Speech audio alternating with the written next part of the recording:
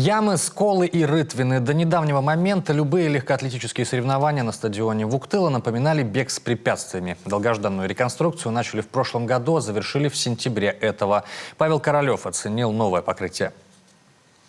Несмотря на непогоду за окном, Данил приходит на этот стадион каждый день. Весной пандемия коронавируса выгнала из залов большинство вуктыльских спортсменов. И многие все еще предпочитают тренировки на улице. Вот и он в их числе. Молодой человек работает в пожарной охране, а огнеборцу важно всегда оставаться в форме. Стал бегать примерно где-то, когда снег сошел.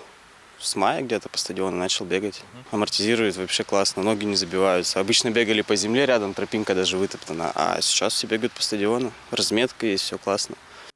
В Вуктыле снег лег уже основательно. Впрочем, невзирая на погоду, на стадионе занимаются не только профессиональные спортсмены, но и просто любители активного отдыха, причем всех возрастов. И пускай под толщей льда и снега беговую дорожку уже трудно различить, к местному стадиону народная тропа теперь вряд ли зарастет.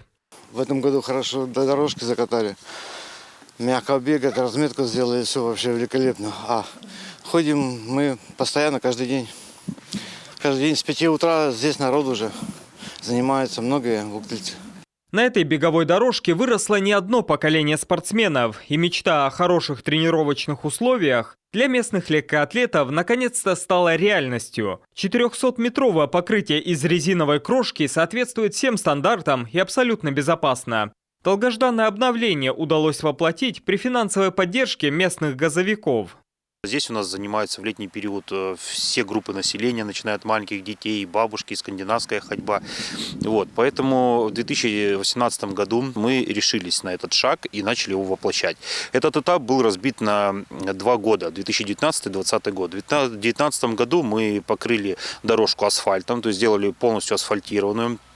И в 2020 году мы уже занялись работами по ее покрытию резиновой крошкой.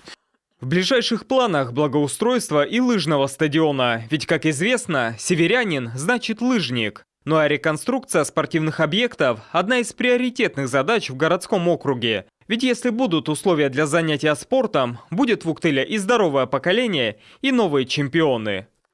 Павел Королев, Вячеслав Беспалов, телеканал Юрган, Вуктыл.